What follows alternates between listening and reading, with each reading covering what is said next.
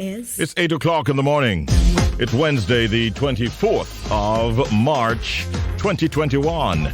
This is Stop of the Morning with Richie B. All the way till 10 we go. And right now, it's an important stop on our itinerary. Because on a Wednesday at this time, we have the highly anticipated feature, Real Estate Today. I go in the streets and people go, hey, man, I found that Real Estate Today program so interesting.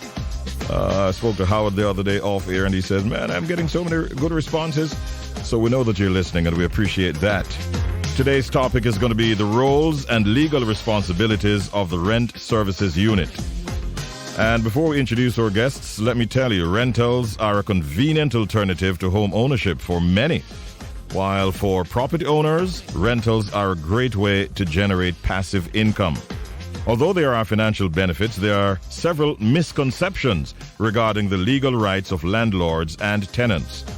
Here to have a discussion on the topic, the roles and legal responsibilities of the rent services unit.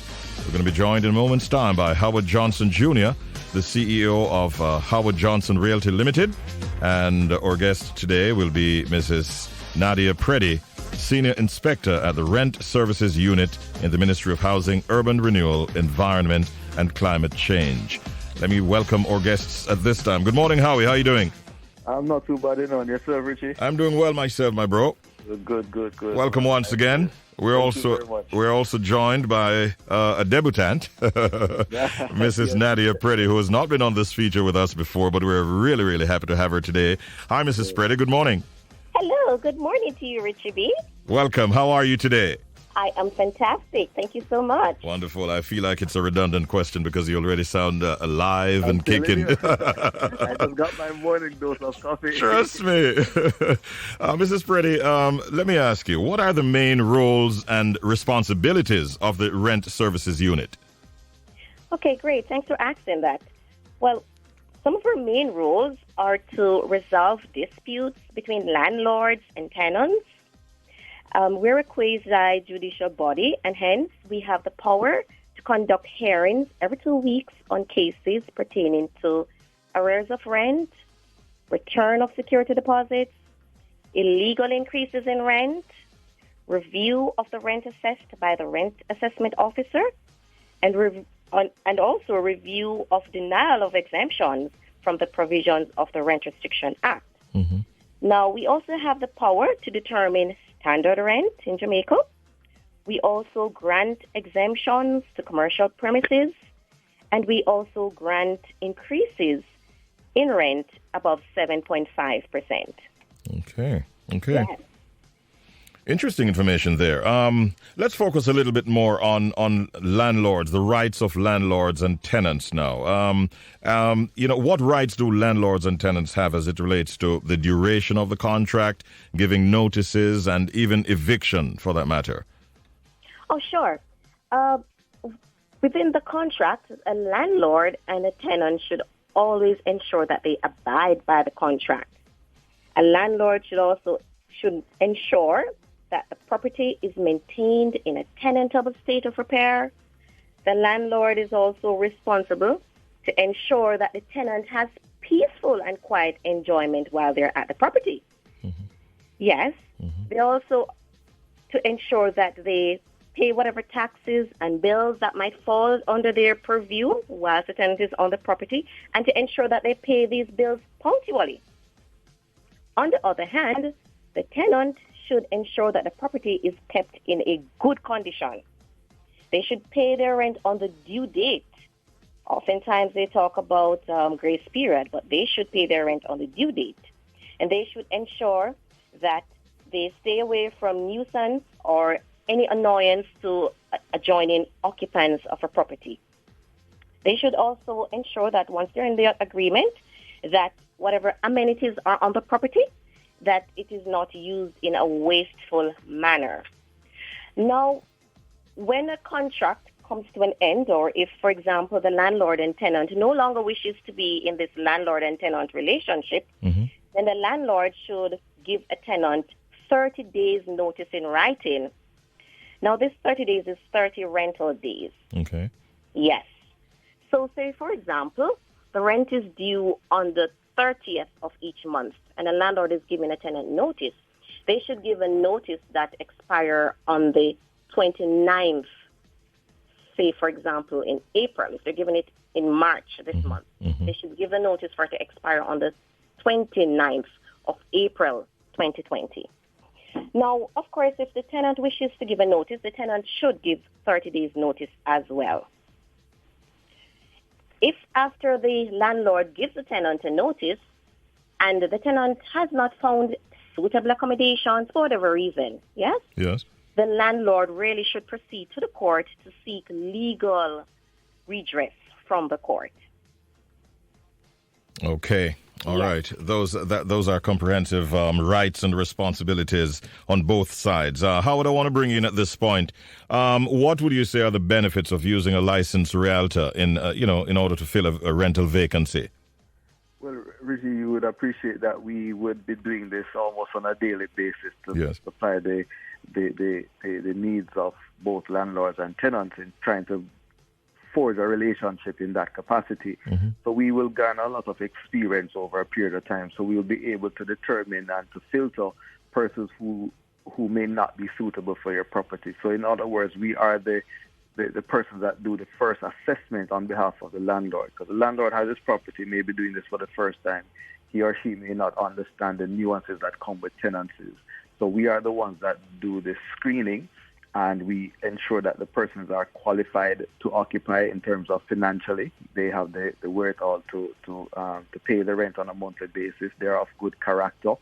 And as I mentioned in previous programs, we are mandated to do the know your customer. So we have to make sure that we have some history on them and some references on them. And that's what we do as licensed realtor, which sometimes the landlords may not even have the time to undertake that due diligence. So that's where we come in and we broker that transaction on behalf of the landlord and tenant. Shameless plug. I have benefited from your services in that regard. Thank you, sir. Oh, not so shameful. Not so shameful. You should have thought of it, Richard. Oh, absolutely. All right. Thank you so much. Now, Nadia, there is the matter of increase in rent, right? What percentage is legally stipulated, and how often can this action be taken? Right. And these are some of the questions that we get quite regularly. So under the Rent Restriction Act, the legal percent that the landlord can increase his rent by is 7.5%. And this can be done annually, every anniversary of the tenant's occupation. Now, what is important is that if the landlord forgoes, for example, 1 year 7.5 increase, come the next year, he's not entitled to add this 7.5%. He has to forego that increase that he had missed that year. Okay. Yes. That's interesting. Howie, red flags. Are there red flags that a landlord should look out for when screening applicants? Yes, you have wine red, you have deep red, you have crimson. Let me tell you, there are lots of red flags, and those include persons who may at times want to move in a hurry. Can I get the place tomorrow? Can I move in tomorrow? I don't care if the place needs to clean up. I just need to get in tomorrow. They may be kicked out of a property previously, or they may be, just trying to occupy, moving from place to place, and does not give ample time for due diligence. That's something that we would want to shy away from. You have some people who are willing to pay 6 months up front. So they tie you into a 6 months commitment, and that seems attractive, but then you can't get another dollar after the 6 months, right? So they came into some monies and they, took over your place, and then all of a sudden they can't find it because they don't have a steady income to again complete or to pay another 6 months up front or to pay on a monthly basis. You may have someone who is viewing the property, but then the tenancy is in someone else's name. You have to understand who are your occupants and how many persons will be occupying, because a lot of times people put some persons up front and you say, okay, I like this person, I like how they look, but then when the tenancy is signed the next night, you don't see that person anymore, but you see 3-4 persons coming into the house. So those are just a few of the critical red flags that we advise persons to look out for, and those are the things that we Yeah, thank you, Howie. Nadia, how would you use the example of 6 months rent up front? But I want to use an example of 3 months. Is it legal for a landlord to request up to 3 months deposit? This is a very ticklish one, Richie B. Mm-hmm. Actually, the Rent Restriction Act is now under review, and there is a proposed suggestion for 1 month security deposit for an unfurnished property, and a 2 month security deposit can be requested for a furnished property. So that's the proposal right now under the Rent Restriction Act. Okay. Semi-furnished properties are not carried as a category. No. Okay, just checking. All right, thank you so very much. A lot of useful information. Sorry, Howie? You're trying to get one in there. Huh? We just asking. Listener's question. Yes. All right, we're moving on now to the tip of the day, and Howard has got that one. Here we go. Yes, finding a rental property or tenants for your property can be time-consuming and stressful. You don't have to go through it alone. Enlist the services of a licensed realtor to help make the process easier. Well done. Tip of the day. And the only item on the agenda now is the deal on the edge. You want a deal? You got it right now. Howie, what's it? Your new luxury abode awaits you. The 20 South is Kingston's premium metropolitan residential high-rise. If you're ever dreamed of securing a modern 2-bedroom condo in the city, here is your chance. This prestige complex is sure to boast exquisite amenities, and this furnished unit is styled for the modern family or a lavish executive. Available for rent today. Contact our agent, which is Howard Johnson, myself, at 876-383-4656. That's 876-383-4656. We're asking US $2,250 per month. 20 South waiting for you today. All right. Good luck with that one, Howie. Thank you so very much, Howard Johnson Jr., and thank you, Nadia Preddie, for all the wonderful information you shared today. Have yourselves a wonderful day today, all right? Thank you very much, and you too, Richie. All right. All the best to both of you. Time flies when we're having fun. Lots of useful information we got from both Howard and from Nadia, though. We really appreciate that. We looked at today the roles and legal responsibilities of the Rent Services Unit. Don't forget you can make contact with Howard Johnson Realty, Howard Johnson and other members of his team. They're at unit number 15 in the Ligony Post Mall in Capital City, Kingston 6.